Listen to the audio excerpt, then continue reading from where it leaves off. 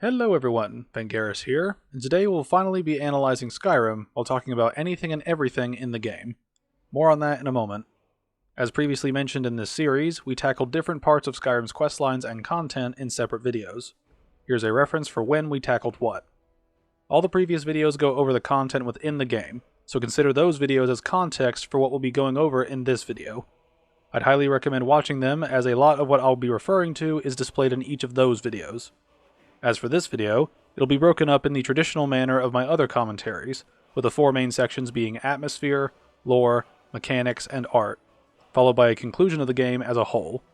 In the atmosphere section, we'll tackle the level, music, and sound design. In the lore section, we'll discuss the various stories told and characters met. These first two sections will be quite expansive given the number of stories told and levels worth mentioning in the game. Then the mechanics section will cover leveling up, skills, combat, abilities, inventory management, questline functionality, NPC interactions, and the power of choice in the game. The art section will cover the animations, textures, and character designs, and then we'll reach a conclusion to finish the video off. Finally, feel free to leave a comment with your stories, opinions, and criticisms as this goes on. I'm sure you've got a lot to say about this one way or another. It helps me iron out the kinks in future videos by letting me know if I get anything wrong, word things poorly, or generally suck and need to improve. I welcome the comments and criticisms. Now let's dive into the long-awaited analysis of the Elder Scrolls V: Skyrim. Where better to start than where we go in the game? The levels of Skyrim vary widely in construction, but are often limited in cosmetics. This isn't to say the levels are terrible or boring in the way they look, more like consistent, as we are in Skyrim, a cold northern section of Tamriel. Having extra biomes of deserts, jungles, or lava hellscapes wouldn't fit here like it can in other fantasy games like World of Warcraft, which spans an entire world, literally, or Dark Souls, where it's a condensed version of a world. There's my Dark Souls comparison quota achieved, so let's get into the different layers of levels. The game is broken up into 4 level layers: the Overworld, major locations, internal locations, and sub-locations. We'll go over these one at a time for the sake of clarity. The Overworld encompasses every area we can physically walk to around the map without entering a loading screen. A significant amount of time will be spent in the Overworld, as this is where most travel and exploration happens, either by foot, hooves, flight, or fast travel. This can be the most immersive layer of all the levels because we're free to explore the entirety of Skyrim's Overworld once we're free of Helgen's grasp, immediately placing players in an explorative mindset. Exploring the Overworld allows for several encounters ranging from random NPC interactions requesting aid, demanding money, or worse from the player, or running into various wildlife that may wish to nom on our bones. This is also where many resources can be found for skills or unique bonuses, such as those from standing stones for example. Whether hunting for leather, excavating for ore, searching for magic boons, or simply wandering around, there are many incentives to explore.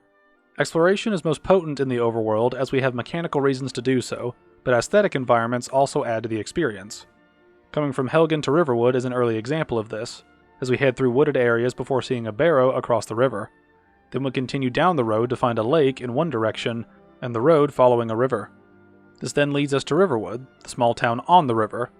Any of these locations can become a moment for sightseeing, exploration, or relaxation. That's all found in a few short minutes of gameplay, and as we've seen, if you watch the walkthrough videos, that's just scraping the surface. Personally, I enjoy the sound of running water, so the waterfalls and riverbanks become a tempting place to sit and enjoy the atmosphere whenever one wishes to chill. But they aren't the only ones, as we'll go over soon. The atmospheric approach to exploration works outside of hippie tree hugging as well, as we can come to various settlements around that offer mechanical, practical, or aesthetic values. The best areas do all three. Take Riverwood for example, or any of the smaller settlements for that matter. Going through them will usually lead us along the main strip built around the road, where the important things are, such as inns, traders, blacksmiths, and so on. The towns are built in a diegetic way to allow the player to easily find what they need, and allows placement of these locations in appropriate contexts. Most merchants and innkeepers want to place their businesses in high-traffic areas, so they'd naturally follow the main road through town where applicable. That's not to say every town was built around a road, as it's typically the other way around, but it does help to subtly guide players toward areas where they can easily find what they're looking for, either through the appearances of buildings or their positions in the settlements. Getting back to the Overworld, the level composition in the Overworld helps tie what players want to explore with what they would want to use to improve their character, and in most cases, that's packaged in a unique location, from town to fort to cave to camp. Each of these locations and the way they are implemented into the local area add to exploration and variety, as can be seen by simply walking in a direction for 5 minutes. The map is stuffed with areas to explore, or at the very least gives the player a visual of a location off in the distance to set their sights on for future ventures. The overworld can be broken up into sub-locations that differ in cosmetics primarily, but the level design can often affect gameplay. Take the Reach for example. With the many mountains around the western side of Skyrim, navigation can become a hassle, but sniping becomes more varied with the extra elevations and terrain. On the flip side, we have Whiterun, with its open plains covering most of the hold, leaving little to be hidden from the eye, including locations. Other sub-areas of the overworld mix and match different features, such as the Pale and Winterhold both being covered in snow and being coastal areas, but while the Pale is relatively level, Winterhold is mountainous and typically keeps the player at higher altitudes. Then we have Falkreath and the Rift. Both are heavily forested areas, but again, the Rift is situated on a plateau, while Falkreath features slow elevation rises and drops. Hjalmarch and Eastmarch offer unique biomes, with Hjalmarch being 80% swamp, and Eastmarch being mixed with woodlands, snow piles, and mountains surrounding a bog of hot springs. Hafingar is set aside, as it largely settles along the northern coast, with its mountain range covered in snow on the northern side, and woodland shrubberies on the southern side, leading down into the inlet near the city. When we get to the DLC, we have the overworld area of Solstheim, which is essentially a mini Skyrim for all intents and purposes. Solstheim features an ashen southern half, while snow covers the northern side of the map, but it still differentiates its sublocations via landmarks, like Tel Mithrin, Raven Rock, the Allmaker Stones, or by the construction of the local areas themselves, like the Skull Village being in a frosty forested area in the northeast, but the northwest features much more rocky terrain. Then we have connecting pieces of geography in the way the base game overworld is laid out, the most prominent being the Throat of the World. This mountain is a central spire of Skyrim and can view every hold from its location. While they may not be in the highest resolution, they can still be seen from there. We have other minor connectors, like the Frigid Pass between Falkreath and the Rift near Helgen, and the winding road leading down from Whiterun into Eastmarch. These connecting areas help to bridge gaps that otherwise wouldn't be accessible, which avoids making the world feel more confining than it really is. With these areas included, exploration becomes more open than many other games that feature an open world or something in that style. This is an advantage that Skyrim has over several other games that feature an open world. This overworld isn't locked behind level requirements like in World of Warcraft, or behind specific progression points like Far Cry, or bosses like in a Souls game. As was mentioned before, once we're out of Helgen, we can go wherever we want. Granted, not everything is scaled identically, with some places and enemies having scaling consistency issues, and not everything is available from stage 1 of playing the game, but at the very least, the freedom is always there. At whatever point the player wishes, they can simply wander off in a direction and are guaranteed to find something of value, either in a new biome to explore, or a specific location or encounter to pillage for goodies, skills, and/or quests. Overall, the overworld is the strongest piece of level design in the game, because it adds to the experience in a multi-layered fashion. It connects all places realistically, while allowing mechanical variety in which directions players choose to go from the outset, and offers varied environments and encounters to explore. This keeps the player engaged while keeping them progressing through the content, as every new location discovered gives the player something of value and uncovers more of the map for later exploration or travel. It just keeps building the more we explore the world. Interconnectivity and openness help to make the world feel vast, even by comparison to the actual size of the world and the content within. This also aids in immersion, as navigating the overworld takes players deeper into the atmosphere of an adventurer planning the paths to reach their next challenge, or simply exploring to see what the game has to offer.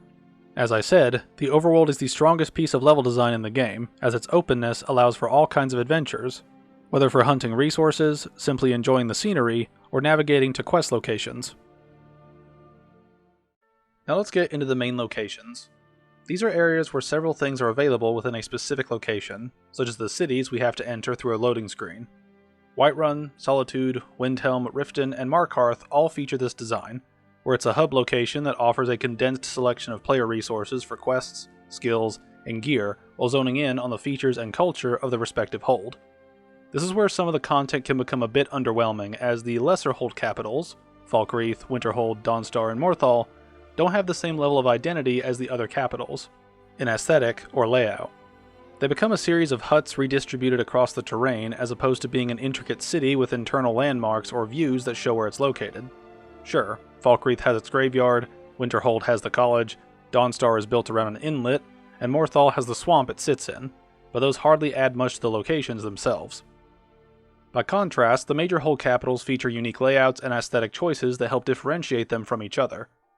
Whiterun features a triple-layered city design, slowly climbing up from the Plains District, where the marketplace and vendors reside, to the Wind District, where important residential areas are like the Companions Hall, and finally reaching the Jarl in the Cloud District with Dragon's Reach. The upper two districts give a view of the Whiterun Plains, so this hold and capital are extremely easy to identify with a quick glance. Solitude is split amongst three districts along an overhanging mountainside. We enter to find the Market District with traders and the inn, then we can head up and to the left to reach Castle Dower and the Temple of the Divines, or go straight ahead to enter the Avenues District where everyone lives, until we find the Blue Palace where the Jarl resides at the end, and outside the docks run underneath the overhang the city sits on. Windhelm is broken up with the Stone Quarter taking up the area with the inn, traders, and most residencies. The Grey Quarter houses those pesky Dark Elves huddled in the back corner where they live in a ghetto of sorts. The docks outside lead out into the ocean, and Valenstrad is where all the rich people live, along with the Jarl and the Palace of Kings. While not as beautiful as the other cities, it's clearly identified by its rugged stonework and brutalist simplicity. Riften has everything revolving around the marketplace in the center, with the inns and residencies on the north side, the Temple of Mara on the east side, the docks and fishery on the west side, Mistvale Keep in the south with the Jarl, and the lower area along the canal. The city is also home to a lake outside for extra panache. Finally, Markarth features an extreme Dwemer aesthetic, right down to the doors and architecture, along with a layout with the market near the gate, residencies to the right, Sidna Mine in the south near the forges, Understone Keep in the back along with the Dwemer Museum. These locations are placed in a sloped city built into the mountainside, leaving many houses and businesses looking out over the Reach or the other parts of the city below them. In case you couldn't tell, these places are very identifiable, either in aesthetics, layouts, or both. If we treat minor capitals like this, they don't have much to give by comparison. We have Falkreath with the Jarl's house, a forge, a prison, and the graveyard with other small Nordic houses and huts. Morthal has something similar, but subtract the forge and add its waterway and mill. Dawnstar has two mines, the Jarl's house, a forge, a small museum, and an inn, all in generic huts around a tiny dock and inlet. And Winterhold is on a cliff next to the college, with a few generic huts for trading and an inn. That's it for landmarks and layouts. The stories around these places can make up for the lack of real societal identity, and their ranking as lesser capitals can help differentiate them from the big boys, but that doesn't mean they have much to offer themselves in terms of memorability. The major capitals have clear districts and landmarks to break things up, while the smaller ones tend to have a small jumble of houses that do what they need to for mechanical purposes, but little identity is gleaned from their layouts or aesthetics. I'd say Winterhold has the strongest pull because of the college, but that's all it's got going for it, even given the circumstances of most of the city falling away to the sea. In short, these minor hold capitals' appearances don't tell us a lot about the areas they inhabit, either culturally or logistically. That's not to say they needed to be sprawling metropolises to be considered real cities, but their identifiers tend to come from what's around them much more than what's in them and how it's designed to appear. All the major cities have a simple way to explain their aesthetic by comparison. Whiterun slowly rises up. Riften is built around a circular canal. Markarth is of Dwemer make. Windhelm is an ancient stone city, and Solitude is built atop an overhang. While that last one isn't on the same level as the others, Solitude has much more going on internally than the minor capitals, so descriptions might be more basic, but the content within the city makes up for it. I think what would have helped differentiate the lesser capitals would have been to build each of them out of different materials found in the local area, to create a visual difference, even if it's not that different in the case of materials. To show examples of what I think works for the larger cities, Windhelm's buildings are largely made out of weathered rock, while Riften's buildings are largely a mix of dark wood and average cobblestone. Markarth has most locations built in or around the surrounding rock face of the mountains, and housing has repurposed Dwemer materials. Whiterun has simple homes built out of light wood and cobblestone, while Solitude is cleanly kept, with a majority of the structures being made out of cobblestone entirely. The point should be obvious that each of these major cities look and feel different because of their appearance. This is a very basic but effective way to differentiate locations via appearances, and it's sad to see the effort in the major capitals was absent when creating the lesser ones. Granted, the lesser ones are tiny in general and have some excuses for being less intricate than the ancient cities that have been around longer and have more history and traffic. Given that, I think some extra effort could have been added to create more unique aesthetics for Falkreath, Dawnstar, Morthal, and Winterhold. At the very least, using different materials to make their buildings look a little different. I think Winterhold has the best justification for looking a bit ragged and thrown together, given the history of it, but when it's compared to the other 3 smaller capitals, it feels more average than tragic. Some simple redesigns or additions could help differentiate these places easily, give Falkreath a thriving logging industry, and let Winterhold keep its current design, and the local environment will take care of the rest.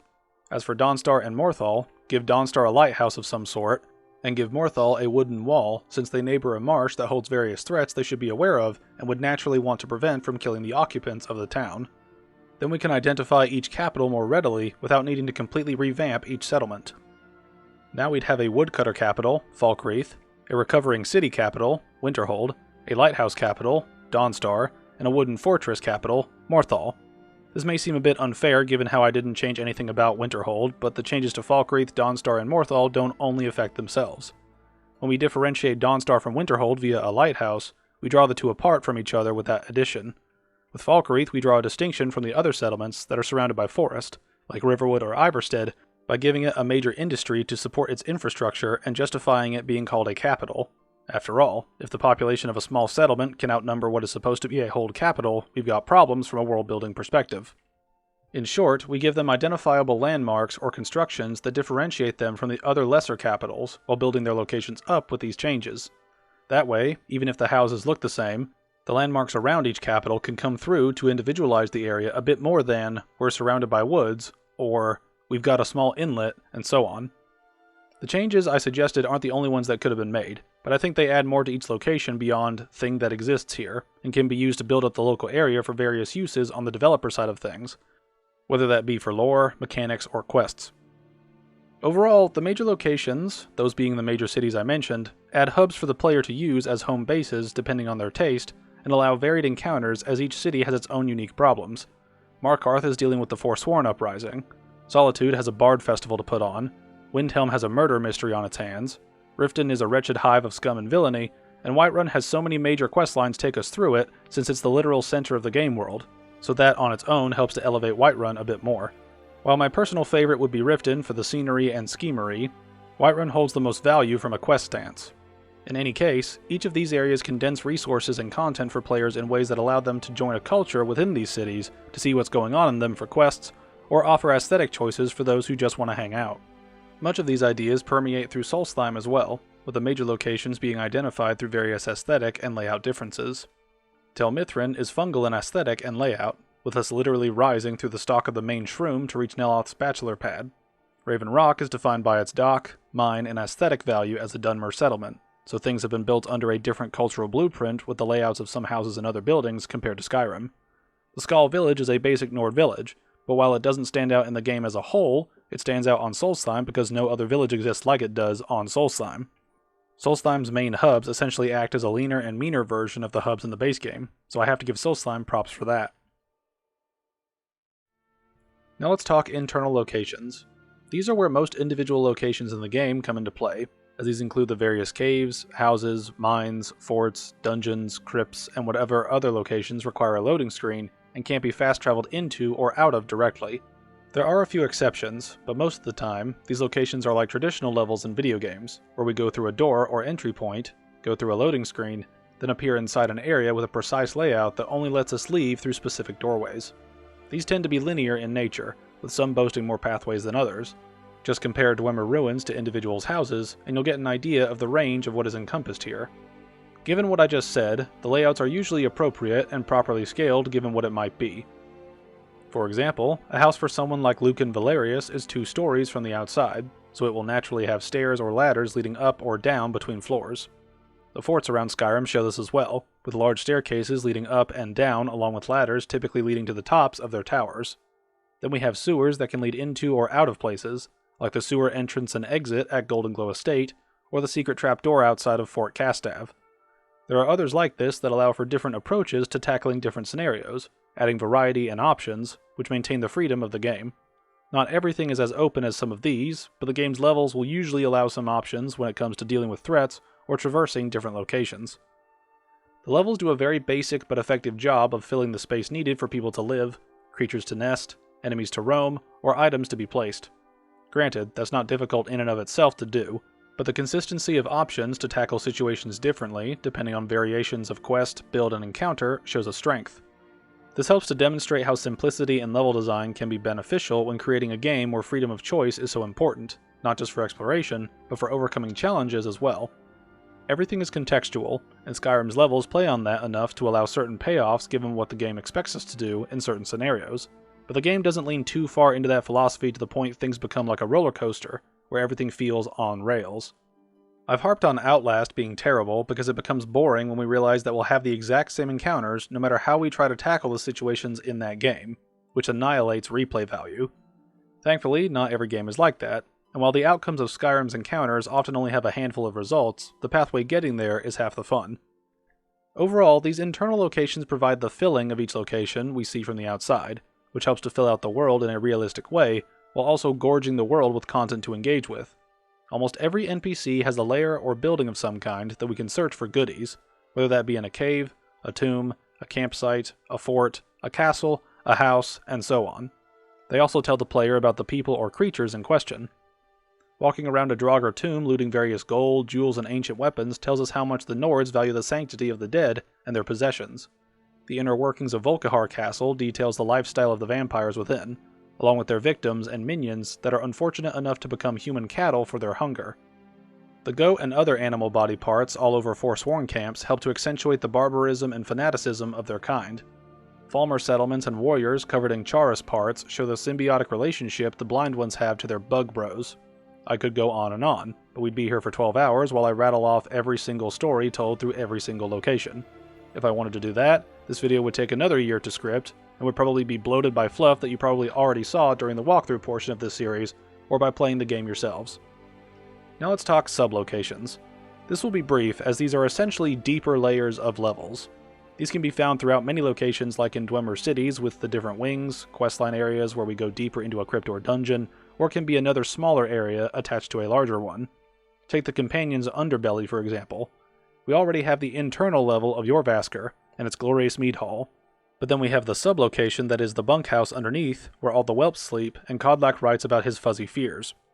This concept isn't as specific as the others I've mentioned, but it basically covers everything not in the overworld, not in a location we can fast travel into or out of directly, and doesn't include areas that have an outer location to fast travel to.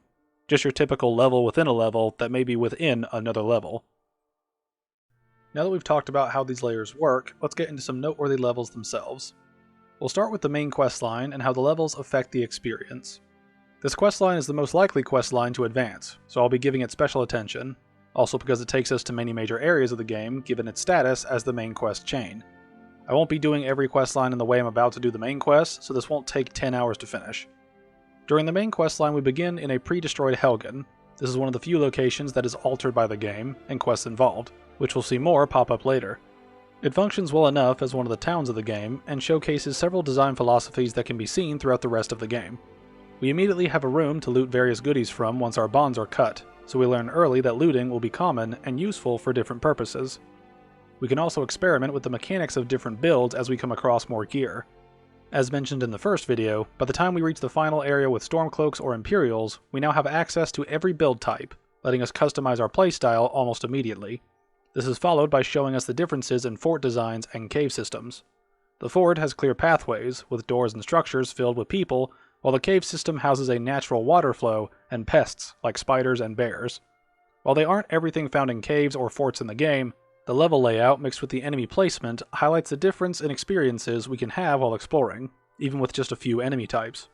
While Helgen isn't one of the greatest levels or tutorials constructed, it certainly helps to set up the game in a diegetic way. It encourages exploration, as best seen by the small side passage with loot at one end in the cave system, and displays the various placement of enemies that can vary, as we can find people staying still or patrolling, while spiders will sometimes hide in their holes in the ceiling. This subtly tells us that not all enemies behave the same, and that we have to pay attention to the level design to infer where foes might be. This does a good job of setting up what we will see later in the game when it comes to regular enemy movements and triggered enemies, like spiders in their holes, Falmer in their wall sphincters, and so on. Next up, we've got the classic, Riverwood. This is a town that thankfully does not get burned down by a dragon, and acts as a proto-hub once we reach it. It has a condensed version of various mechanics and options available within it that help to extend the tutorial nature of the opening of the game. We get an introduction to traders, blacksmiths, side quests, quests with choices to be had, companions we can befriend for support, along with a location we'll return to for additional actions later down the questline, or can use for mechanical purposes upon arrival. As mentioned before, it also displays the layout of a typical settlement where we have the main strip with Alvor's Forge, the Riverwood Trader, and the inn, all along the highway, while the mill in the background is the largest landmark we can see from a distance. Between the mechanical variety added for teaching us things, and the layout and aesthetic of a small village nestled next to a river, it helps to instill the atmosphere of the lives lived here while layering on different mechanical options and aesthetic cosmetics to create a full package of an area that is valuable in mechanical and aesthetic ways. This extends to other areas we'll reach, but let's move on to the next location. Whiterun will typically be the first major city players come to, and that will immediately expand upon the proto-hub that we have in Riverwood. Since Whiterun is a major city, there are a greater number of vendors, namely specialized shops like Alchemy in Arcadia's Cauldron, Farengar managing magical items, and 2 sets of forges, one with Adrian and the other with Yorland. The layout of the city itself helps to take the player through each of the major areas, as following the natural path forward will take us through the market with several shops and an inn, then up to the next tier of the city with the Companion's Hall, residencies and the Temple of Kinnereth. Then we reach Dragon's Reach at the top where the Jarl resides. As mentioned before, the layout is largely built off the tiered nature, while having sub-hubs in the first 2 tiers.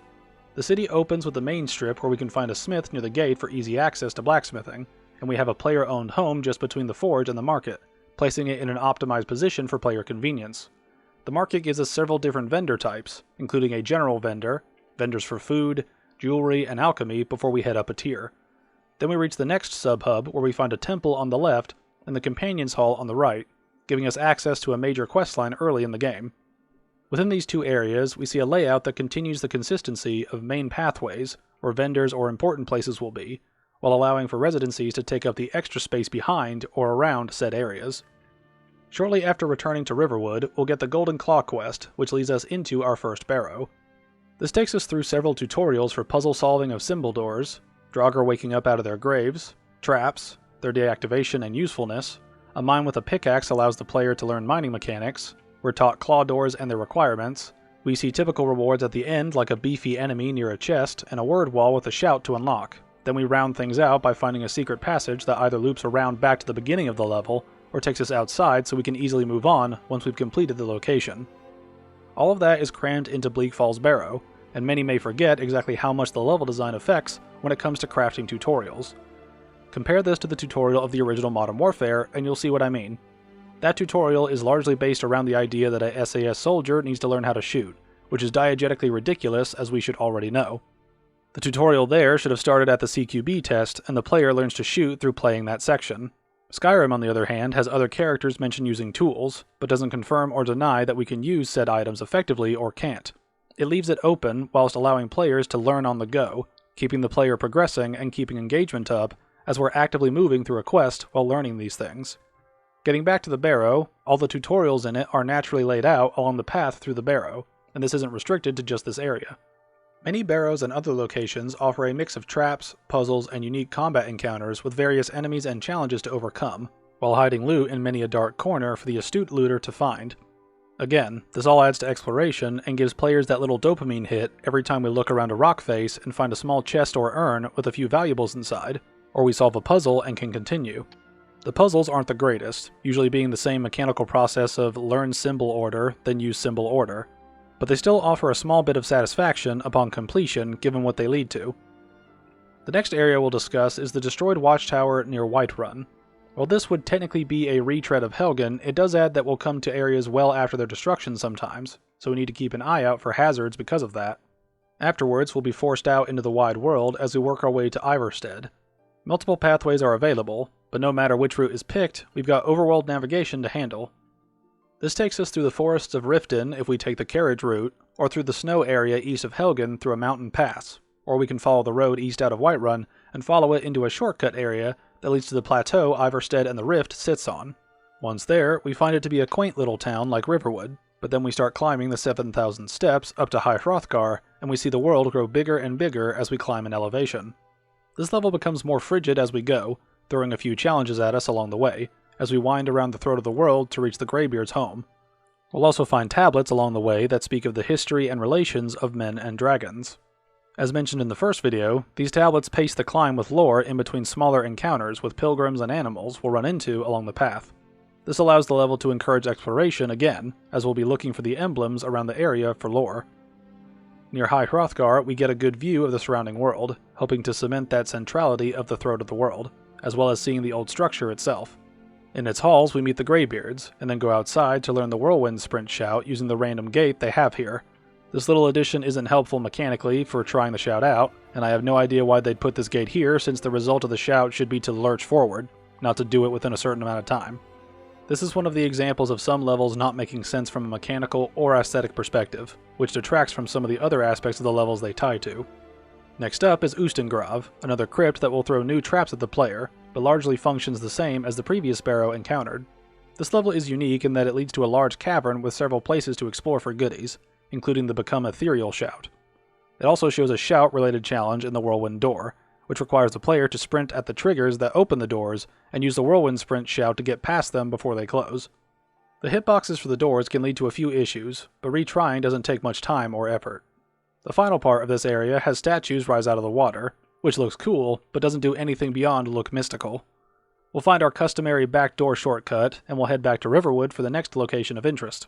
Although we've already discussed Riverwood, we haven't discussed the secret door in the inn. The false back in the large room shows the player that some things aren't as they seem, so keeping an eye out for interactable things around the environment will lead to something interesting. Whether loot or quest progression, some secrets are kept behind hidden doors.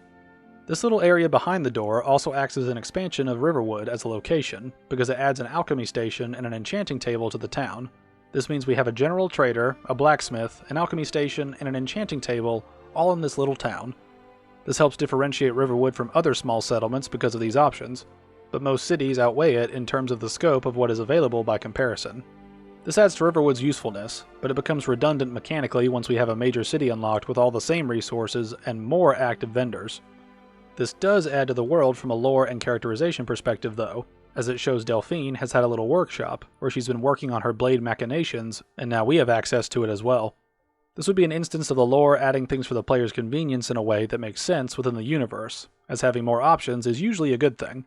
We don't need to run to one extreme or the other regarding placement of useful materials, especially in games like this with such a large map, but it is helpful that we find resources we can use outside of just the major cities. Next up is Kyne's Grove, where we witness Alduin resurrecting another dragon. This shows us a dragon mound where they were buried in the before time long ago. We can find a few of these around the world, with most of them being empty given the state of the world at this time. This adds that little bit of immersion as, by this point, we'll have learned why they are empty and what it means for the local populace that a dragon is running amok. The next area we visit is Solitude, which showcases the differences in each city as well as the tension between both sides of the Civil War, with Rogvir's execution happening whenever we enter the city for the first time. It's also funny to think that they've been waiting to start once the Dragonborn arrives, and they've just been sitting around for days waiting on us. In any case, this is the first time we're required to enter a different city, so we'll naturally want to explore it to see what Solitude has to offer, again, keeping exploration on the player's mind. Then we'll head to the Thalmor Embassy, which showcases several things about Thalmor culture because of the access and design of the location. Security is tight outside, as this sits atop the snowy mountains near Solitude. The upper level has a bar for parties and drinking. The back rooms house several Thalmor soldiers chilling until we bash their heads in, and then we'll find the dungeon with torture tools and a trapdoor that leads into a troll den. Bleak is a word that I think applies to those who become imprisoned here. This also demonstrates the Thalmor attitude, as they're friendly when they can see us, and if not, we become troll chowder. Then we head to Riften, letting us explore another city, as well as getting us directly involved with the quest giver to start the Thieves Guild questline if we wish. Either way, we'll be led down into the Ratway, where we'll explore the place where lowlives dwell and thieves take dumps. Then we'll reach the Ragged Flagon where we can see the Thieves Guild bar at play before delving deeper to find Esbern in an obsessively locked cell. The depth and security of his hole in the ground help cement how careful he's been and how seriously he takes security. Next we'll be heading to Skyhaven Temple in the Reach. As with Iverstead before, we'll be exploring a large overworld area to find a path to the temple, giving us a new hold to explore, as well as dealing with its inhabitants, the Forsworn, across the jagged tips. To reach the temple, we'll go through a few puzzles that require us to match symbols, walk the correct path, and spill our own blood. Once that is done, we'll enter the temple itself where we'll see Alduin's Wall, a literal wall telling the story of Alduin's rise and his eventual fall for good. This doesn't pop up all the time, but a few levels tell a story with their environment instead of having a journal or NPC we talk to. Granted, NPCs will usually point it out, but it can still function on its own if we pay attention. Again, this is rare, but a nice touch when it appears. Next we'll head back to the throat of the world, where we'll climb even higher to reach the summit. From here, we get a great view of the Skyrim night sky, along with a view of all the holds, however low in resolution by comparison. Then we'll be heading to the College of Winterhold, where we'll enjoy the academic aesthetic of books, books, and more books before searching for the crazy guy in the frozen sea. After finding him in his hole in the ground, we head to Alfthand to head underground and into the Dwemer metropolis. The gold steampunk overload continues until we reach Blackreach to find the underground bioluminescent zone for people that love a fantasy rave. Once we have what we need, we return to the throat of the world to see it repurposed for a final fight before Alduin's teleportation to the future. It's a pretty lazy reuse of the level, as they just lit it with orange rather than white light, but it only lasts a few minutes, unless you glitch out like I did. Anyway, we go through Hjalmarch and Eastmarch to get a truce so Balgi can feel comfortable while we trap a fire-breathing monster in his laundromat. Then we do the debate with the Grey Dudes and then figure out how to get to a crypt and then head to the afterlife. Sovngarde is rather underwhelming, given it's the Nordic afterlife and it's just some forest around Shore's Hall itself. From the Bone Bridge to the inside of the hall though, that stuff is peak Nord. Glory, dead trophies, a warm hearth, good food, and mead. All the Nords could ever want. Then once Alduin is defeated, we return to the mortal plane. Getting back to the point of that whole rant, there are many levels we go through to do just the main quest, let alone all the side content I've covered in the previous videos. We have several major cities, small towns, shacks, forts, campsites, Nordic barrows, caves, Falmer settlements, abandoned Dwemer structures, bandit highways, orc strongholds, unique locations like the Thalmor Embassy, Volkahar Castle, Tel Mithrin, Shore's Hall, and so on. Many of the repeating locations feature a unique layout within themselves, either in their overworld design or in the internal and sublocations. When you do the math on it, Skyrim has over 400 locations spread across the entire game, DLC included. I've seen different counts that vary within the 400s range, but the ultimate point is that there's a lot of places to go to. This means the varied nature of the level design of each type comes in several different layouts as well. For example, 83 locations are caves, or some mix of caves attached to something else. Each of them has a different layout, with different loot, different enemies, and different quests that may take the player through them given the Radiant quest system and the sheer number of locations to randomize through. This speaks nothing of the Nordic barrows around the map that feature varied puzzles and traps to overcome, however simple they may be. Abandoned forts taken over by bandits, mages, or worse with alternate pathways in, the dragon spawns that make hunting lizards easy, as well as unique locations within their respective types or mixtures. Pine Watch is a good example of the mixing and matching to fit an aesthetic while maintaining a function within the lore of the area. See the Thieves Guild video for more context. From the outside, Pine Watch appears to be somebody's house, but once we enter, we find the secret passage that leads into the ruins underneath that the bandit crew use for stashing goodies and hiding in between raids of the local area. This works on an aesthetic level because secret passages are generally cool, and uncovering a secret bandit base keeps the player engaged in exploring it. This works on a mechanical level by giving the player a location to explore that's more than what a typical home in Skyrim would hold. This leads to the player thinking twice before leaving areas, to see if there's a secret passage to another place hidden around them. This place works on a storytelling level because it gives a logical reason for this bandit group to be here, and explains how they can effectively raid caravans and disappear without a trace. All that is packaged into a secret for players to find, and while this is a more unique location in that sense, many other areas have similarities with their aesthetic, mechanical, and lore aspects meshing together to create a unique location with loot and challenges to overcome while telling a story along the way. Another example is Frostflow Lighthouse and the quest attached to it. See the side content video for the full story. It looks like an average lighthouse until we enter and find a slaughtered family in their home with a journal set that leads us to find a key to access the lower area of the lighthouse. This leads to the discovery of a Falmer hatchery below the lighthouse where we find the remains of the rest of the family surrounded by the blind ones and their bugs. This follows a similar format to Pine Watch, in that the inside of the location gives us more than outer appearances would entail, leading to the unique encounter with the journals, the Falmer, the Chaurus, and ending with a special buff.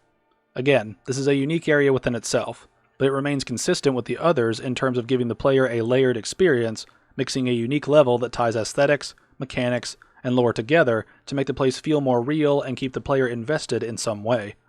While some areas don't have as much of a unique blend of elements like Pine Watch or Frost Flow, they still offer a variety of things that engage the player in exploration and completion for rewards. Most locations feature a word wall for shouts, or beefy chests or enemies that give powerful items for various builds, or for gold along with skill points coming from overcoming the challenges or toying with the enemies. Even if there is no story, minimal challenge, and no puzzles or traps, the simple hit of exploration, progression of skills, and loot can often be enough for players to continue with an area. Granted, that's a more subjective take, but I would argue that the simple enjoyment of collecting something, even if minor, can be viewed as something most players would enjoy as a baseline. Getting back to the level design more specifically, a split outcome with several of the locations is that every build needs to be able to function in that area. This means the devs have to account for melee, ranged, and stealth builds in most, if not all, levels of the game. This means we get an open-ended solution to most combat encounters in the game, where the player decides how best to fight the enemies around. While certain builds will have advantages in some situations over others, they all maintain a steady flow of efficacy throughout the game. In the best situations, we get areas like the East Empire Company warehouse, during the Thieves Guild questline, where following Gollum Eye gives the player unique vantage points and hiding spots to stalk him as he heads to his secret cave. This is good for stealth builds in that the level is laid out to play to the build's strengths, while also allowing skill ups from going through the area no matter what level we're at or what build we're using. In other words, it's balanced so the player can have a proper encounter if they choose to stealth it for this quest, or in general. A good example of this failing is during the finale of the main game against Alduin in Sovngarde. Good luck stealthing when he's forced to fight us head-on. Only the top tier of stealth gear and abilities will help us re-stealth during this encounter. This is one of the biggest problems with some levels, is that stealth relies on stealth. That's a duh thing to say, but no other set of builds are bound by the same rules as stealth builds. We can run into a place and play it in largely the same manner, whether we're a tank, dual-wielding, two-handing, or chucking magic. We're always engaging the enemies directly with those builds, excluding weird builds of course. In these scenarios, cover doesn't matter for anything more than to avoid damage or cause the player to miss an attack. Stealth, on the other hand, requires the environment to at least be functional for the two major stealth builds, shankers and snipers. This means the players who prefer this method of play will need situations where they can take advantage of the environment for successful stealth kills and pickpocketing. When this works well, stealth is rewarding, and leads to the player overcoming the challenge in one way or another. When this doesn't work, the player's build is negated unless they want to reload or run away to reset the encounter and try again. As I mentioned way back when, if resetting the encounter is the best option, that's not conducive to an entertaining gaming experience if we have to undo playing the game to retry and succeed. Granted, stealth is a gamble given what needs to happen for it to be effective, but it needs to work consistently, which is directly tied to how the levels play into stealth. Tight spaces with plenty of cover can lead to tense stealth situations, where getting that dagger kill without anyone noticing is extremely rewarding when it goes well. When we're in an open space, or the enemies home in on us instantly, even when hiding, it completely negates the value of stealth, even if the level is good or bad.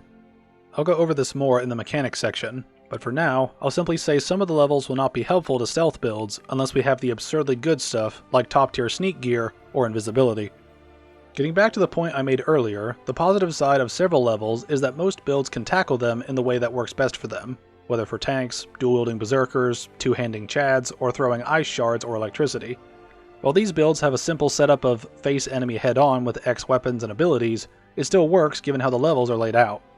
Granted, it wouldn't take much to make these situations work when combat is as simple as it is in the game, but I still find the levels add to the experience with the various challenges that can be presented when certain enemies are in certain positions, or the funny situations that can come up given ragdoll and such. An example many archers have experienced with this is seeing the enemy in an elevated position, and when we get an angle to get a good shot off, they get sent crashing to the ground far below them. Another example is Fusro dying somebody off a high place. There's nothing quite like yelling at someone and they go flying off a cliff. Now let's take a moment to go over some unique levels. As mentioned previously, the Throat of the World is the central spire of Skyrim, and as such, the level design of its winding steps and many vistas allow for a look around the game world. This helps to show the scale of the game, as well as to diegetically give the player a major landmark they can use to reference other parts of the map. When it comes to the level itself, it slowly morphs as we climb it, where tundra shrubbery gives way to winter woods, then to frozen rocks and snow as we reach High Hrothgar. Higher still, we begin to see the wind itself becoming an obstacle at this high of an altitude. We'll eventually reach the summit where we can look down upon the world of Skyrim, or up to the northern sky, which is particularly beautiful at night. This slow elevation rise helps to punctuate the difference between the simple folk of Iverstead, the learned men of High Hrothgar, and the ancient beings of wisdom and power in the dragons. This is simple, but effective in creating and maintaining that sense of wonder and perspective as we go higher into the air and learn more about the things greater than ourselves.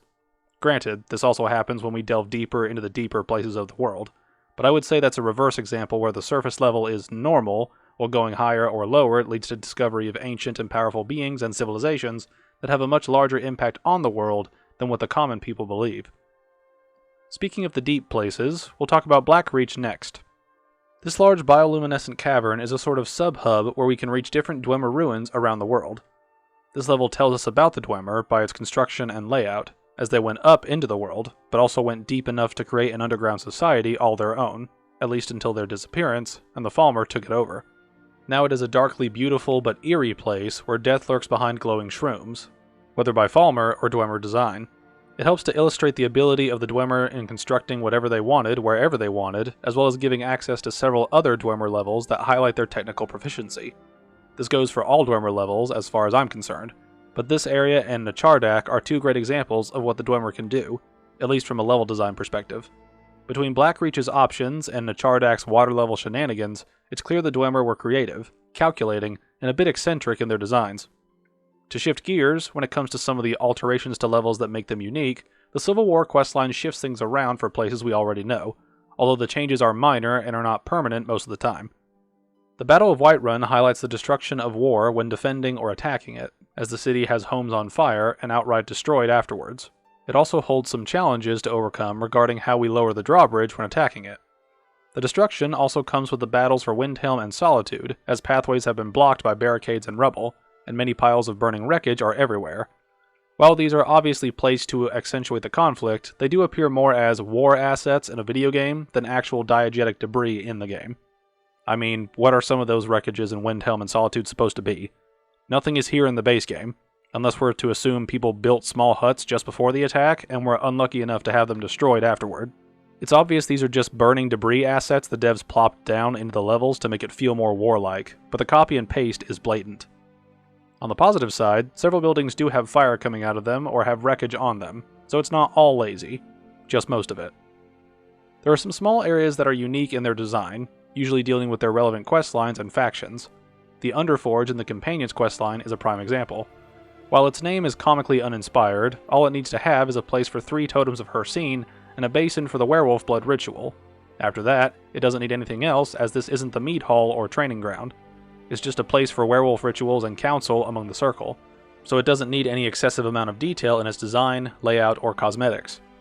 Given that, some people can find it a bit boring, which I find myself falling into that camp. I was planning to throw in Ysgramor's tomb to this discussion, but it largely functions like other Nordic crypts, so I wouldn't have much to add outside of the obvious mechanical points for curing lycanthropy in the final chamber.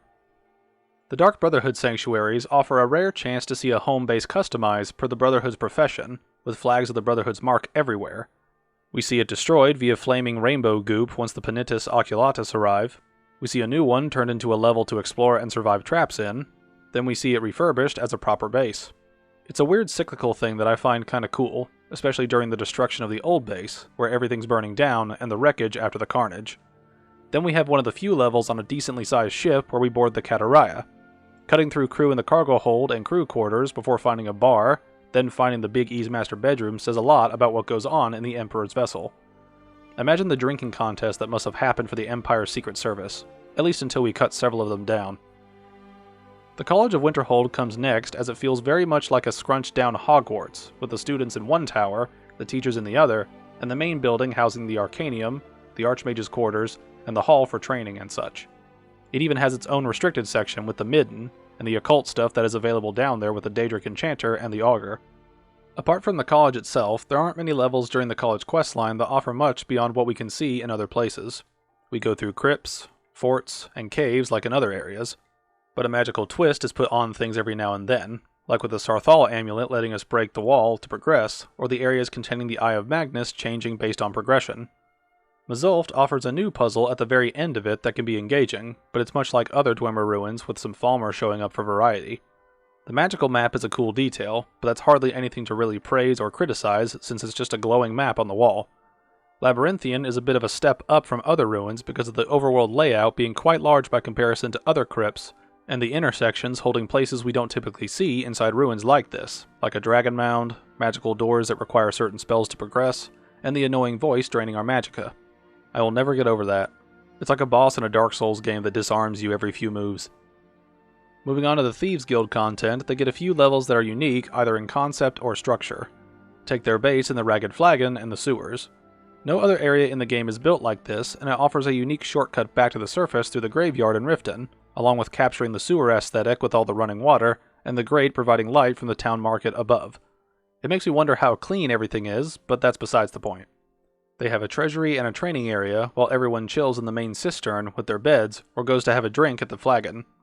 This grows to include a statue of Nocturnal at one point, along with the various specialty items we thieve up as we do more odd jobs, as well as the additional merchants near the bar.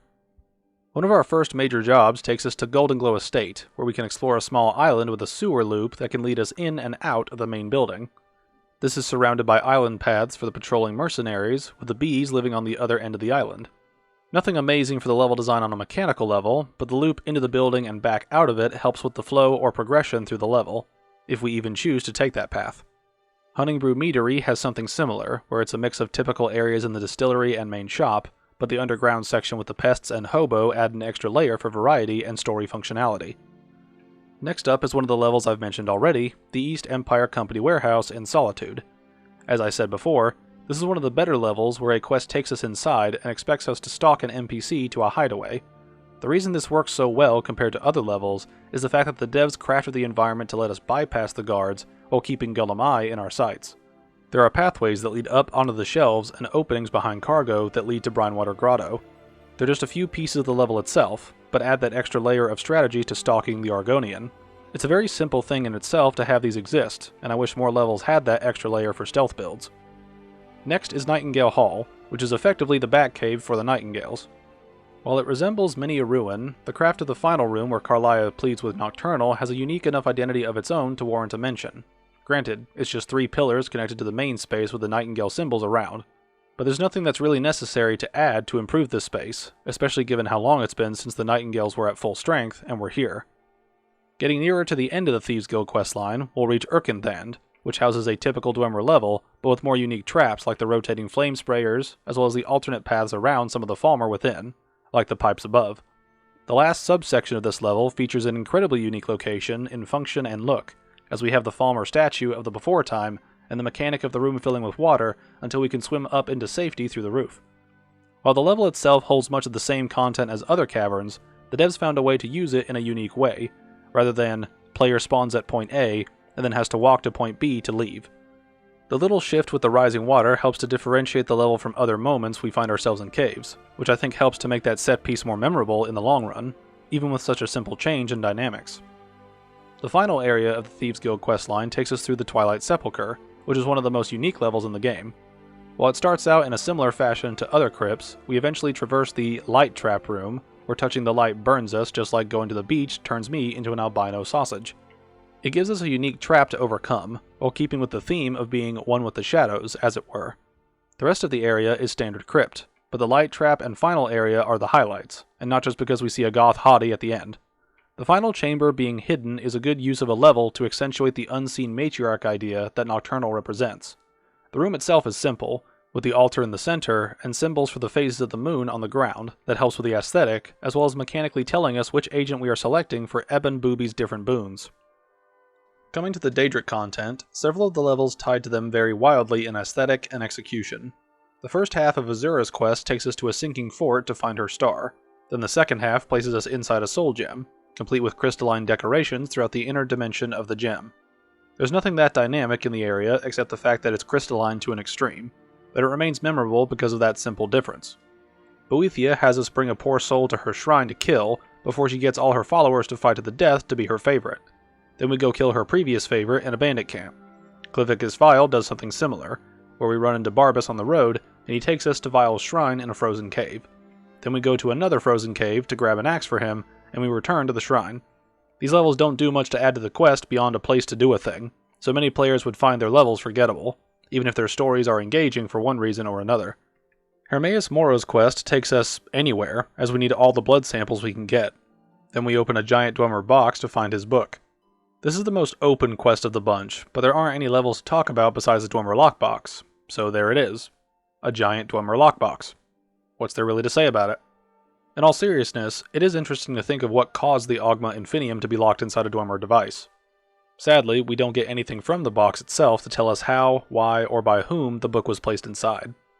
Hircine's questline has the most grounded levels available, as we see a sewer-like prison for Sinding that's apparently very escapable, before we find him later in Bloated Man's Grotto, which is a large chunk of wilderness with a few camps and minor structures around that don't tell you much beyond what the quest does on its own. The camp has dead hunters around it, and the other structures are just there. No real depth to these levels for the Prince of Werewolves. Malakath brings it back with the quest beginning in an orc stronghold, before moving to a cave that eventually leads to Malakath's shrine outside covered in giant junk. While Malakath's statue is neat, the rest of it is just stuff we've seen before. Likewise, Mehrunes Dagon's quest takes us to the museum in Dawnstar, but it's nothing more than a building with some display cases and flags around it.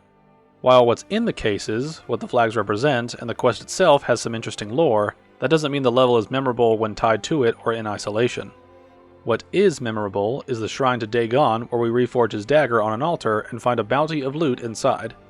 From a value perspective, this is a great find. From a level perspective, not so much. Granted, we go to several different areas for this quest, but they overlap with many other bandit bases, Forsworn camps, and generic Nord houses. The only special places are the museum and Dagon's shrine, but both of those are largely unique in what they give the player, not really what the level does on its own. Mephallo's quest is arguably the most isolationist of all the Daedric quests, as it takes place entirely in Whiterun, and all we do is run around the city, then run around Dragon's Reach, then grab a sword powered by broken friendships and betrayal. That's it. We go through the most important and most commonly visited city of the game for the umpteenth time, depending on what other content we've gone through before this. Meridia is a slight step up from Mephala, as we have a bit more to work with on the level front. The unique aspect of this temple level isn't in the level itself, but the view we gain while we're floating in the sky while talking to the Daedric Lady. We get a great view of the surrounding area before we plummet to the earth. That's a detail that can be fun initially, but it can't be repeated once the quest is complete, and is far less controllable when compared to gazing out from the throat of the world. On the other end, her temple is generic at best when it comes to ancient Nordic-looking crypts. The only noticeable difference is the beacon pathway and puzzles attached to it. They aren't very deep, with the most level navigation players will do being a simple go from beacon A to beacon B by way of walk forward. The level doesn't add anything beyond leading us through the area with the beacons, which is a small step up from an objective marker. Granted, I tend to prefer diegetic guidance in games, and this is a good example of it, but the level doesn't add anything besides a glorified objective marker, which makes the level feel more average than unique, given it's a temple to a Daedric prince. Molag Bal has a more dynamic level to work with, even in its simplicity. The regular Dwemer abode becomes menacing once we reach the bowels to find an ultra-edgy shrine to the Lord of Domination, who traps us given his kink. This level is incredibly simple, but it plays into the quest in a unique way given the prison dynamic during the quest and the facade up front. While it's not the most varied experience, it works because of its simplicity instead of overcomplicating things, with extra layers when the quest doesn't require any level or content fluff. Namira is another example of a simple level where we raid a Hall of the Dead and then are invited to clear a Nordic barrow to create a picnic spot for cannibals. While the majority of the levels involved don't offer anything new or unique aesthetically, the final area with Namira's shrine and the table help to focus the quest on the munchies our cohorts have. Periite's quest involves a spin on what we've already seen, with this content featuring a toxic spin on Dwemer culture. It puts vats of afflicted goop everywhere, along with the overgrowth around some parts of the Dwemer city the sick call their home. While the majority of this is simply repurposed from more common Dwemer assets, it does go a small way to diversifying this quest with a few simple tweaks, even if they're only adding some glowing goop here and there, and some toxic vines. Sanguine's quest is more varied because it takes us through many different areas while we retrace our drunken steps. We go to an inn for a drinking contest, we awaken in the Temple of Dibella to much shame, we head to a farm to find we sold a goat that wasn't ours, we head to a major city to remind us of our spouse-to-be, we head to a ruin to find a portal to another dimension, where we find a merry band of miscreants chilling in a glade with Sanguine himself. While most of these levels aren't unique in and of themselves, minus Whiterun and the ending dimension, The package of variety helps to make the journey through the levels feel more dynamic rather than unique or memorable. In short, we went to many different places, even if those places aren't unique or important, but it feels like we went somewhere worthwhile by the end because of the contrast. Sheogorath's quest is the most unique of the Daedric quests, as we go into a cobweb-infested part of the Blue Palace, only to be teleported to the Crazy Dimension, where we find Sheo at a table in the middle of nowhere, and when we get to helping Pelagius with his trauma, we find an arena with sparring Atronachs and viewers, a man in a bed being assaulted, and then a man having his confidence destroyed. While most of this takes place in the woods in the mind of Pelagius, we still got a few variations whilst including some unique locations as well, even if they can be a bit boring. The dusty part of the Blue Palace is hardly more than a loading screen to another dimension, but its inclusion helps to accentuate how nobody's been this way in a long time, or hasn't cared to stay. Sheo at his table in the open area is very odd, but he is an odd dude. The Daedric quest for Vaermina has the best level assortment of the Daedric bunch. We take a long path up from Dawnstar to an old fort. Then we go through a secret door to reveal the ruined fort covered in miasma, with a view of the Skull of Corruption at the bottom. We are blocked by a magic door stopper, so we head to a destroyed library to find a book that then leads us to a destroyed alchemy den. We'll find a potion that causes us to relive the memories of Erandur back when he was Casimir, showing us the previous state of the ruins before it fell, to ruin. Then we head up the path while seeing the fort under siege to unlock the door stopper. Then we continue back down through it in its withered state to find the final area with the skull to wrap up the quest with a fight and then a choice. As we've seen, this quest provides a level with a few twists and turns throughout it that offer something beyond place to go for things to happen. While not the most mind-bending example of level design, it's definitely one of the quests with the most thought put into how it will flow as we progress through it. We get a secret door, a hunt for specific items in 2 different areas, we see a path in the fort from the past when Dung was hitting the fan, and we get to come back through the path backwards to see it's all fallen apart. Then we cap off at our goal and the root of the problem that brought us to this point. This level has many extra layers added to it to make it stand out, both with the miasma mist floating around, as well as the additional elements that add to the story. The secret doorway implies this was hidden, or locked away, rather than just forgotten or abandoned. It was clearly meant to be hidden. The pathway taken up during the flashback and the fight back down help to illustrate cause and effect during both time periods, as well as the reopening of old wounds that need resolution. If these levels had nothing telling you what was going on beyond what was there, it sets up intrigue and inference for what happened and why. While it may not have been able to tell a complete story on its own, the level does a great job of highlighting the issues in the story that was told, that being the release of the miasma, Erandur leaving everyone behind out of fear of never waking up, and his resolution to deal with the threat he left unattended for years. It's a great mix of levels adding to the story of a quest, while also layering on mechanical objectives that are interwoven between story and level design. Now we get to the DLC content, starting with Dawnguard. Fort Dawnguard itself offers a spectacle of a fortress that vastly dwarfs many forts and even castles in the base game. Its layout offers a practical set of spaces for forging, enchanting, troll wrangling, interrogation, meals with the gang, and vampire detection tests. This fort is one of the most unique and high-quality fortresses in the game, if not the highest, in both mechanical and aesthetic design and layout. Seriously, there's no other fort like it in the game. Granted, other places may have similar layouts, but the aesthetic of it is by far the strongest aspect of its level design, with its mechanical layout being a close second. While the entire fort isn't used during the time the player will interact with it, it's still a well-crafted level, both from a dev perspective and diegetically. Yeah, it's a fort, so it's not beautiful like the Sistine Chapel or anything that ornate, but it does look the best out of any fort in the game. The next area is Dim Hollow Crypt. It begins as a traditional underground crypt before the aesthetic begins to align with vampire architecture. The puzzle to unlock Serana features a unique mechanic of pillar alignment rather than picture matching, so it helps individualize the area when this puzzle functions differently compared to most others in the game. Next is Volkihar Castle, which is a proper castle through and through, with various living quarters for its blood-sucking denizens and areas for alchemists, smiths, enchanters, deathhound broods, and human cattle farmers. We also have the main hall covered in fresh flesh for those needing a bite to eat before going out to have more bites to eat. We have the regal areas for Harkon with his ominous fireplace chair, along with the altar room for the vampire lord tutorial and final battle. The shrine to Molag Bal helps to accentuate Harkon's obsession with power and domination over others, which is clear as the questline progresses.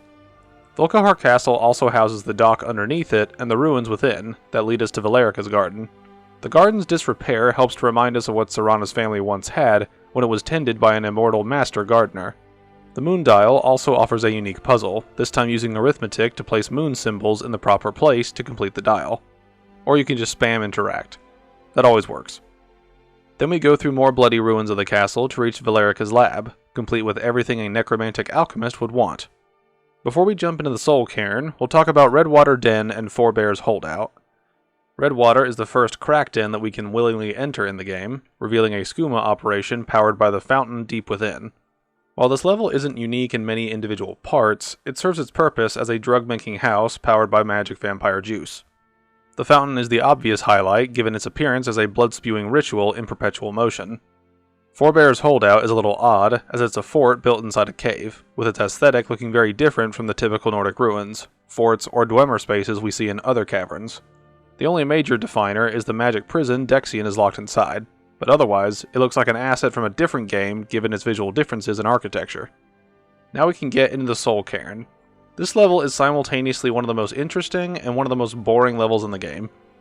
It's interesting in that we have various locations where we can find things to do, like puzzles to open up for loot, souls we can interact with for quests, unique enemies and encounters like the Keepers, the teleporting goop pools, and the obvious area where we fight Durnevir. The problem is that the level is massive and has very few discernible landmarks. Looking for anything in this area becomes a chore, especially if it's minor, with the best option for navigating being wiki research that generally just says, go here, then head southeast, or something like that. Otherwise, there will be a lot of time spent wandering around looking for stuff you've heard about but can't find because everything looks the same from a distance. The only obvious landmarks are the entrance, the massive wall, and Valerica's penthouse, which don't tell you more than where you already are heading anyway because of the main quest marker. It's a very tedious level to navigate, and it all blends together after a while. Overall, it's incredibly unique and aesthetic, with all the soul fissures, unique plant life with the husks, grave piles, towers, architecture, and color palette, but it's so unintuitive to explore to the point it becomes annoying to do so. Unless you're going to comb the area, slowly moving back and forth from one side to the next in order to find stuff, you're better off just looking up where to go for things you want to see. An incredible level in potential, but extremely lackluster in execution. Now we have the Ancestor Glade. It's one of the most serene places in the game, as it features hot springs and some classically beautiful scenery, with the various tree types and the moths floating around doing moth things. It's got enough to differentiate it from other forest areas in the game, but that's largely because of the holy light coming down in the center of the glade. Next is Darkfall Cave, and everything attached to it. I'm going to bunch this all together, so let me explain it all before we really get into the details. The cave itself is fairly normal before we get a leap of faith and a spider jump scare while we're swept further into the cave system. Then we find the first shrine to Ariel, and we take a portal to the next section. We go through Falmer caves we've seen before until we reach an underground nature area with bioluminescent animals and plants. They're surrounded by glowing shrooms and rocks, and so is the next checkpoint in Ariel's travel service. We head into the Forgotten Vale next, where we'll climb out of a pit to reach a valley to find more glowy animals and Falmer waiting to snatch us up for Chara's feed. This valley starts as a mix of the bioluminescent underground with glowing shrooms in a familiar forest area, then it develops into a rocky tundra-like area as we hunt down more teleportation doors. Then we'll begin a long journey to reach the final shrine, where we'll encounter lots of Falmer along the cliffs, before dealing with more of them inside a frozen cavern. We'll progress through the ice cave and avoid nasty falls to head back outside. We'll find a Falmer settlement built around the last Ariel taxi shrine, and then come to Ariel's temple.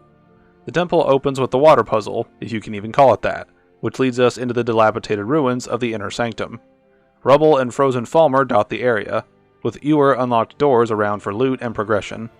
We'll move through more ruins to find Verther in a final-ish chamber where he sits on his wannabe Lich King throne.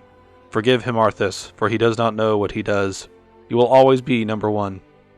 Then Verther blows up the ceiling, leading to the actual final battle on a balcony. Then we get what we need and leave. With all of that out of the way, it's obvious that the devs put a lot into this section of the DLC, as we get traditional levels like the caves before meeting Yellowboar, and Falmer camps dotted throughout. The unique areas and set pieces, like the little nature reserve underground with glowing wildlife and fauna, as well as the jump to a Spidey jump scare as we fall into running water, helps to break the monotony with something visually different from what we've seen before, the bioluminescent life, or it creates a set piece that hasn't been done before with similar assets, like the Spidey waterway. The Forgotten Vale in itself isn't extremely unique, as it's mostly a snowy valley with a river and some cliff pathways crossing back and forth over the running water, but it definitely makes up for uniqueness with size. This area is huge, hence the need for the REL taxi service to serve as checkpoints if the player wants to leave for whatever reason. While I personally enjoy going through this area and wrecking the Falmer as I go, I have to say this area is both bloated and empty. The reason I say this seemingly contradicting phrase is because we fight the same enemies over and over through most of this section of the DLC, with the levels being the biggest change we see, even if it's not by much. Darkfall Cave starts with spiders, then we get a few trolls, then Falmer, then glowing saber cats in the nature cavern. Then the Forgotten Vale gives us a small forest leading into snowy cliffsides with more spiders, before giving us more Falmer, then more Falmer along the bridges overhanging the area before we enter Glacial Crevice. Inside we get a frozen cavern with cliffside pathways with a troll, then more Falmer, then more Falmer, then more Falmer, before we get back to the Forgotten Vale where we fight more Falmer before reaching the temple. The temple ruins house slightly different frozen Falmer, and then we kill a vampire, then we leave the area. Granted, the history of these places aligns with there being a billion Falmer here, so I have no problem from a storytelling or lore perspective, but from a progression and encounter standpoint, we're engaging in the same encounter over and over, with the set pieces slightly changing every few minutes. Look at it like this. We kill a handful of spiders in a cave, then we kill a few trolls in a cave, then we kill 13 Falmer in a cave, not including their bug buddies, before reaching the bio-glowy animal cave where we'll kill 2 saber cats before leaving. Stick with me for a minute as I recount the number of Falmer we deal with compared to other enemies and where we fight them. We'll deal with 1 saber cat when we enter the Forgotten Vale, then a handful of spiders again. Then we'll kill 8 or so Falmer as we cross the bridges on the way to the Glacial Crevice. Once inside, we'll kill 1 troll, then eradicate 11 Falmer on the way through the ice platforms. When we fight through the Falmer settlement, we'll add another 7 to our list. Once inside the temple, we'll deal with another 14 Falmer before killing Vurther. Again, I didn't count any of their bug friends, so throw in another 15 or so Chorus to help round out the number of enemies we deal with during the Falmer sections. I'm also probably off by a few enemies, so feel free to double check for yourselves. Anyway, as you can see, this is heavily stilted toward killing Falmer or their companions, which again, makes sense from a story perspective, but when we're killing the same dudes repeatedly in areas that are largely similar aesthetically to places we've been before, that ends up making the levels feel more repetitive than they are. This is one problem that appears in games like Skyrim, where the devs need to fill the world with enemies, so they often repeat assets over and over, even if they just change the stats or color pattern on them. Elden Ring is an example of this in modern gaming times, where enemies are repeated over and over, sometimes as bosses, with the only things changing being their stats, color palette, and number of enemies. Getting back to the levels of this area, there's nothing wrong with them in terms of having a boring layout or repeating the same locations over and over. I could see the cliff bridge paths getting old for some players, but that depends on the individual. Anyway, the levels can blend when we spend a good chunk of time killing the same enemies in the same areas than in new areas. It all morphs together in the final product, that being the encounter with the Falmer in X Place. If X Place is the only real signifier of the difference in the experience, then the fact that the Falmer repeat bogs down the fact that X Place changes. It's like having a 2-digit number placed in front of us. If the first digit never changes, then the changing of the second digit feels less impactful, because only half of what we see is changing. Just watch a timer tick up from the teens to the 20s, then the 30s, and you'll get an idea of what I'm talking about. The main point is the levels here don't have as stark of a difference as some other areas we've been through in the DLC and the rest of the game. Then the enemy repetition pulls it down even further. That makes the levels less intriguing, where they devolve into a new blob of land to run around in, rather than a new place with new challenges to overcome. Instead of being a new area with new enemies to face, it becomes an area with enemies to face. You see what I'm getting at? For the final part of the Dawnguard DLC, we'll go over Lost to the Ages and all the Dwemer locations we reach to get ourselves some Aetherium gear. While these locations have many standard aspects of Dwemer ruins, the relevant locations have a few extra details that add to the story or mechanics of the area. The opening ruin Arkanthams has the level shake every so often to accentuate the unstable nature of the level, then adds debris falling, and the story of Katria's death serves as an example of how dangerous this place is given she fell to her death. This Dwemer ruin also houses more unique traversal methods than usual, such as pipes like in the Thieves Guild questline. Then we come to new puzzles with the kinetic resonators that activate various things around the environment. They're punctuated by the resonator trap where we find bloodstains of those who tried and failed to find the correct pattern to avoid mechanical death by 1,000 golden zaps. This puzzle is incredibly unique in the game, although we see this again later down the road. On the positive side, it gives us a new puzzle that doesn't rely on spamming the interact key to do things. Instead, we need to use a bow or melee weapon to hit them, making archery a more useful skill during a quest packed with the DLC that offers more archery content with the crossbows and such. These puzzles engage the player in a deeper way than many puzzles before, because we now have to actually perform an action rather than clicking something all the time. Granted, this isn't the only example of this in any of the DLCs or the base game, but it is a highlight of this quest and the game in general when it comes to level layouts mixing with new mechanical puzzles to offer unique challenges that serve as a wake up and play the game sort of puzzle, where skill is actually involved rather than picture memorization. Then we have the ruins of Bethalft at the end that shoots a tower out of the ground to serve as an elevator for us to reach the Ethereum Forge. The forge itself houses what can only be called the most Dwemer of Dwemer things, given their affinity for metallurgy and dwarves' stereotypical love of all things crafted. The forge plays into that, with the cosmetics of the forge surrounded by lava and steam valves dictating when things get too hot to handle for us fleshmongers. Getting to the Hearthfire content, much of what I'd say about this particular subsection and its levels are largely contained in Part 9 of this series, but I will reiterate a few points. The houses allow for a customizable level, which is a first for the game, allowing us to create or recreate the layouts of our houses and what's inside. It's the most Minecrafty section of the game as we have some control in terms of what we can produce and where. Given that, we are restricted to a plot of land and the layouts of individual rooms are restricted by their type, but the DLC is all about house construction and population. I'd say it does what it sets out to do pretty well, especially in the home construction regard, even if we don't get 100% absolute freedom to put a forge next to the dining room table and the kids' bedrooms outside or up in a tower. It gives enough freedom with its design without having to create a free-form crafting system from the ground up. Again, similar to what Minecraft does where every piece of a house is customizable. This DLC settled for a more pre-built variety rather than complete freedom to construct what we want, but the options are varied enough to satisfy players that want to make different houses for different purposes. Because of this, the level design largely comes down to how much the player is willing to construct, which can range from a small shack to a full-blown mansion with variations on how full the inner areas are and what's in them. Again, see Part 9 of this series to see more of what I mean, as I don't want to get too repetitive with this. Now we come to Dragonborn and its level selection. It's notable that this DLC gives us a whole island to explore with Solstheim, which recreates much of the anticipation found when initially starting the base game, lots to explore and interact with. We're introduced to Solstheim through Raven Rock, which displays a radically different culture from what has been seen in the game previously, as we're in Morrowind territory now. From the get-go, we see the southern hemisphere of the island is covered in ash, with every other person on the island referencing the volcano erupting to make it this way. We see differing architecture throughout the island, with the classic Nord huts made of wood compared to Raven Rock's stonework, Tel Mithrin being a giant spore settlement, and Mirak's temple resembling the design of Hermaeus Mora's style in Apocrypha. Speaking of the tentacle dimension, we have a few levels to explore there, with many of them offering a layout differentiated by unique qualifiers. Epistolary Acumen has the level shifting, with tunnels swaying back and forth to reach different triggers for a bridge we need to access, and then uses a tunnel that transforms into an arena for a fight against the Cthulhu babies. We continue to avoid goopy tentacles as we traverse more swaying tunnels and triggered pathways before reaching the end. The Winds of Change has us traverse through platforms along the ocean of Mora's life juice as we open up to a final arena battle before leaving. Kinda short, but the rewards are pretty great for each black book. The Sallow Regent takes us through an area similar to the Twilight Sepulchre, but reverses the dynamic where being in the shadow now hurts us. It's a rather short black book level, but if it went on for too long, the gimmick would get old fast.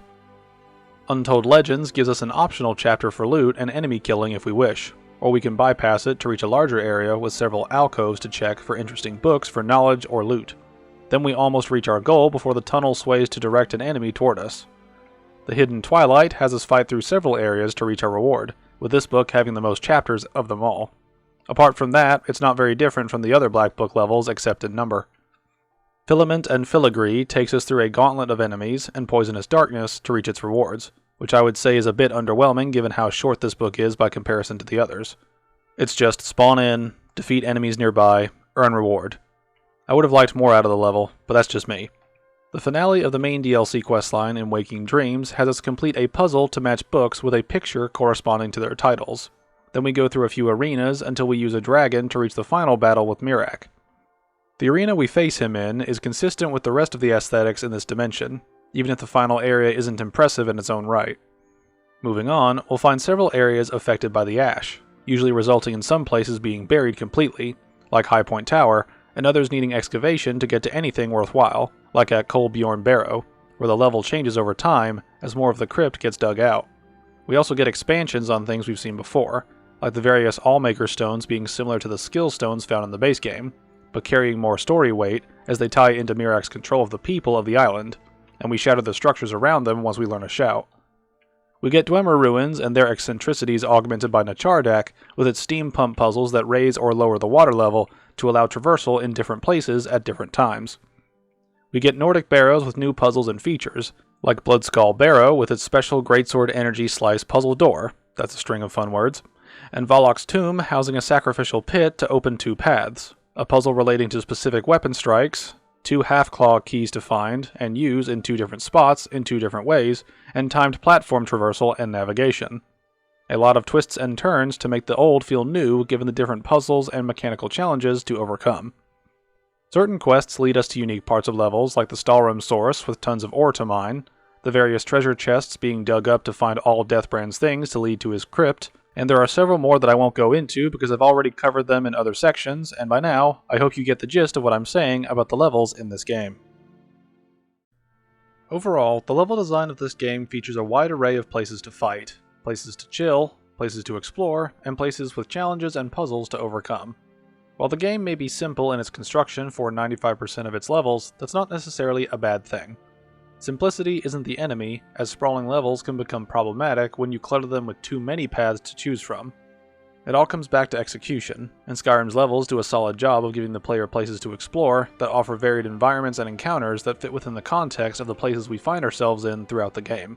Several levels offer an openness that allows the player to deal with problems in their own way, but a few have that extra special touch to make the traversal and exploration that much more engaging, based on why the player is there and how they need to navigate. See the Thieves Guild level discussion for examples of that. Given how much I've talked about the various levels we've encountered, I'd probably list the Thieves Guild questline as my favorite when it comes to the way the levels work, given what we need to do within them, and the context of the build the player will probably have during traversal. See my previous rants about the East Empire Company warehouse. I'm also incredibly biased towards stealth missions in games, so that's probably what puts it over the edge for me personally. Regarding an individual location, I love Riverwood just because I love the atmosphere, and it's a classic stop given how much ties back to it in the stories in the game. Let me know what your favorite areas are in the comments, as I love the discussion. But it's finally time to move on. Now let's talk about the sound design, beginning with the sound itself. Everything sounds as it should given the more realistic audio we'd expect to hear, like fire burning, swords clanking on shields, electricity doing electric stuff, wolves howling, horses neighing, and so on. Then we have the more fabricated sounds when it comes to some of the weirder things in the game, like different magical effects, Daedra voice distortions, the Draugr's maniacal laughter, shouting people off cliffs, and so on. Again, I'm not going to list everything the game does right because we'd be here for 10 years. Given how much content is in the game spread across all the different locations, environments, contraptions, weapons, animals, NPCs, magic, bugs, and other atmospheric sounds, the devs had a lot of files to work with, and they managed to make it work well, for the most part. There can be problems with some of the audio balancing here and there, where the audio seems unnatural given how it should work in certain scenarios. The quest with Lua Allskaven is a good example, as she should have a disembodied voice, sounding ethereal or echoing, but it sounds like the voice actress is just talking directly into our ear. No effects or anything besides a slight reverb. An example of how this should have worked is in the College of Winterhold quest that takes us to Meroki, where we can hear his voice as we delve deeper into Labyrinthian. It's creepy, and has filters on it to make it sound menacing and ancient. With Lua, we're just on the phone with her. Moving on to the voice acting itself, it's no surprise that a game of this size reuses several voice actors, as has been memed into oblivion, with the 117 of them spread across however many NPCs are in the game. I haven't been able to find a solid number for the total number of NPCs in the game, but all the whole capitals lead us to a total of 437, so I'm assuming the total is somewhere in the 600s or 700s range if we include all DLCs and minor areas. In any case, that's a lot of people to voice. While a large part of the cast only voice a character or two during major quest lines, these characters often have the most dialogue because of that. Then we have folks that voice a bunch of basic NPCs who all share dialogue lines anyway, like the arrow in the knee comment. Regarding performances, all the adult voice actors do a good to great job with their performances, with a few highlights being Serana, Cicero, and Sheogorath. Cicero is probably my favorite of the game, but he's just hilarious to me, so there's definitely a personal bias in there. The funniest part of the voice acting comes when NPCs interact and they have the same voice actor. That gets funny, but the game wisely or luckily doesn't have many scenarios where that happens. When it comes to the child voice acting, most of the performances are believable, but a few of them are kinda meh. They are kids, so I'm willing to give them a bit of a pass, but if there can be great performances to praise by child voice actors, then we can judge the ones on the opposite end as well. Let me know which voice acting performances you liked or disliked in the comments. The discussion should be interesting. Now let's discuss the music of Skyrim. The soundtrack for the game was composed by Jeremy Soule, and it features over 3.5 hours of music spread across 53 tracks. Here's a simple breakdown of what I thought of each piece of music individually. You may notice a pattern where a lot of atmospheric songs tend to get a higher ranking from me than ones relating to combat, although not all the time, with Dragonborn being a notable exception. Then again, it is the main song for the game, so it was almost guaranteed to be a special piece on its own. The soundtrack tends to bounce between 3 types of songs: the bombastic fight songs, the atmospheric set-piece songs, and the relaxing songs we'd expect to see in an inn or around a campfire, hence the name of said tracks like The Bannered Mare and Around the Fire, for example. I would play snippets of the soundtrack, but the music for this game gets claimed a lot, so I'm not giving up my hard-earned $20 a month just for music clips. Anyway, the bombastic songs tend to feature a very rhythmic mix to get us into a fighting mood, like Tooth and Claw, or something more percussive and horn-driven with Death or Sovngarde. The atmospheric songs lean on long sweeping melodies to accentuate the environments and sights to see, with From Past to Present being a common one that will often play while running through the forest near Riverwood. Another is Into Darkness, which acts more as a soundscape than an actual song, with the music drifting eerily from note to emphasize the tension of going through dark depths. Finally, the relaxing songs abound when chilling in an inn or around a hearth. The Bannered Mare is a fan favorite, as can be seen through the YouTube videos that stretch it out for hours on end for our enjoyment. While it's a good track for sitting with a drink, I prefer A Winter's Tale myself.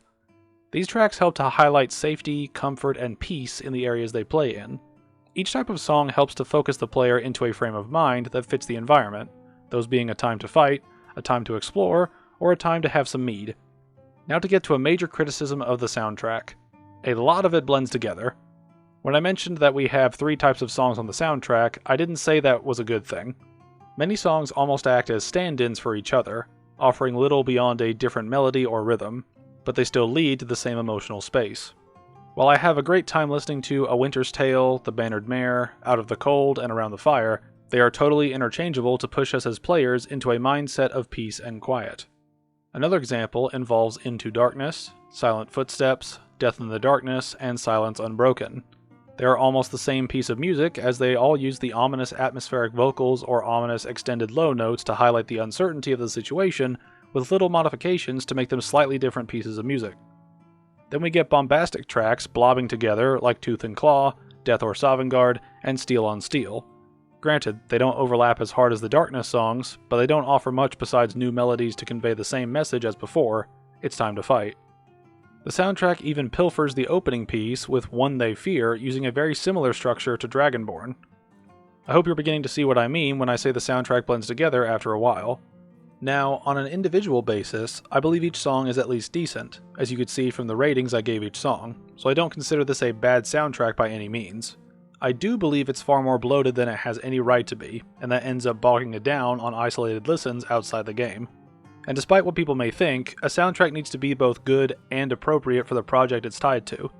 If the music works well with the project but on its own becomes a mess, that's not a good soundtrack. It's an appropriate one. Great music will shine through because you can listen to it on its own and it has its own identity. But when it's tied to something else, like a game or movie or what have you, it will gain an extra layer of context to why a melody is important for whatever reason. The soundtrack needs to be good at baseline, not okay, and then the story beats of a project make it feel greater than it is. The Lord of the Rings soundtrack is a fantastic example of doing this successfully, as, even if we didn't know the context to what each motif means, the soundtrack takes us on a journey through the music that matches the progression of the films. Take the Fellowship theme, for example. We get a grand presentation at first before seeing several quieter instances of the theme reappearing and tying into other themes. Then we get a grandiose version in the final sections of the soundtrack overall. Without any context, we can assume the emotional impact of that theme has changed over the course of the music we've heard. Then when we apply the films to the music, it makes the music that much more potent at delivering on emotional beats. But that's the thing, the music has to be great to begin with. Getting back to Skyrim's music, all of it is good individually, but the bloated nature of the soundtrack makes me wonder how much would actually be there once we remove tracks that sound identical or perform the same function sonically and emotionally. It'd be an interesting cut, and I'd put money on losing at least half the soundtrack on the editing room floor. Maybe even 2/3. Still, Mr. Soul managed to craft varied pieces that all accentuate specific points, so some credit is deserved for doing so, even if I believe more dynamics would have worked better than different melodies. Now we get to some of the diegetic music in the game, those being songs like Ragnar the Red and other folk songs sung by various bards and bandits around the world. These help to build the world and highlight the culture of Skyrim through these musical pieces. Ragnar the Red explains the Nordic passion for deeds over braggart stories. The Age of Aggression deals with putting down Ulfric and restoring order, while the Age of Oppression swings the other way, calling for freedom to drive out the Empire and proclaim Ulfric High King. The Dragonborn Comes tells the tale of the player character arriving as a savior in dark times, and the Tales of the Tongues sings of Alduin's defeat.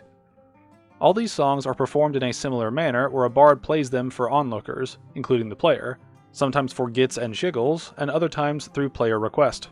As mentioned earlier, they help to build up the various cultural layers to Skyrim, while addressing different parts of what some people find value in, depending on the current situation the world is in, which obviously helps with immersion. To recap much of what's been said about the sound design and music, the game makes the most of its library of sounds and options.